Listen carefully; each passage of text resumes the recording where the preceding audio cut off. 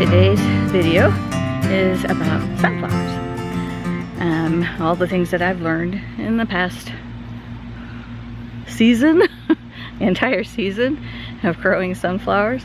There's more than I realized to know about them, and so I thought I would share what I learned.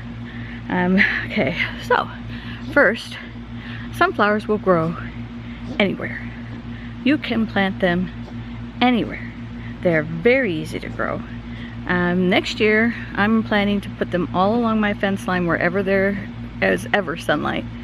I'm going to put them on probably the north end of my garden, just because it'll just dress it up nicely, and I'll do the shorter variety so that I can see over the garden. But my watering system comes from the east and the west, not from the north. And then the south side has a lot of trees, so it doesn't get very much sun. So I'll put them on the north side. And I'm just going to put them everywhere I can, because I do use a lot of sunflower seeds, and sunflowers are very good for pollinators. So, sunflowers don't like cold. If you live in an area that has a very short growing season, you might have a hard time getting your sunflowers to reach their full potential. They'll still grow, but they might not get very big. You're going to have to start them later in the season.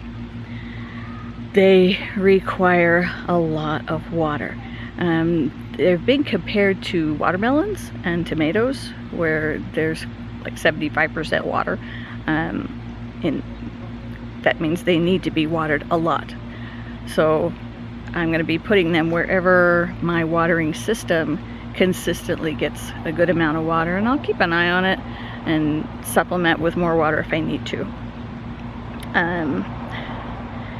The head itself is 75% water.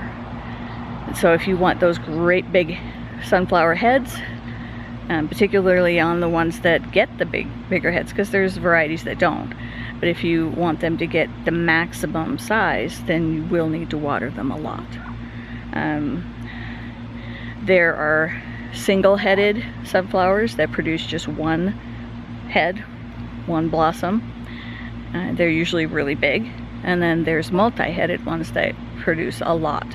Those are the ones you really need to control with some pruning so that they don't get out of control, like some of mine have gotten, where they get super heavy and I have to tie them up to keep them from tipping over before the flowers mature. The single-headed variety will produce one flower, and then after that flower loses its blossoms, the sunflower dies. So once it's done with that particular head, you can go ahead and pull it off of there, and it's done for the season. The multi-headed do live longer, because they'll just keep producing another head until the season runs out, until it gets too cold. So it just depends on if you want continuous sunflowers or if you're good with just the great big ones.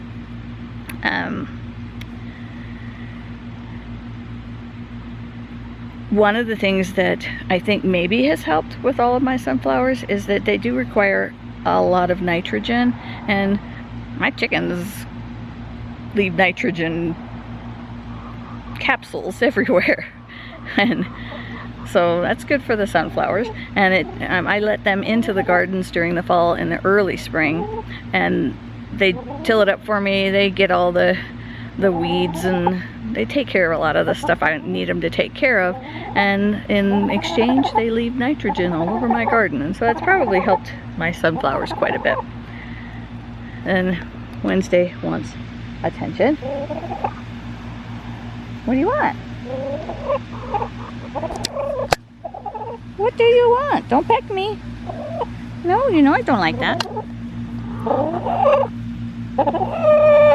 What's the matter? Alright. You're okay. She's probably going to hang around a little bit, but that's okay.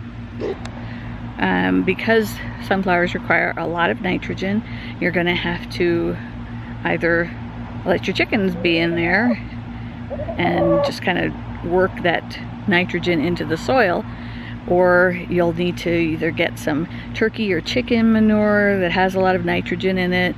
You could find soil mixes and compost mixes that have extra nitrogen in it, but you're definitely going to need to give them more nitrogen, and that'll give you the big beautiful sunflowers that you want.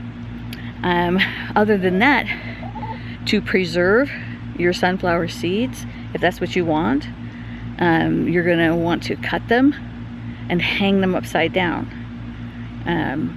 They'll slowly dry, and then you can pull the seeds out pretty easily.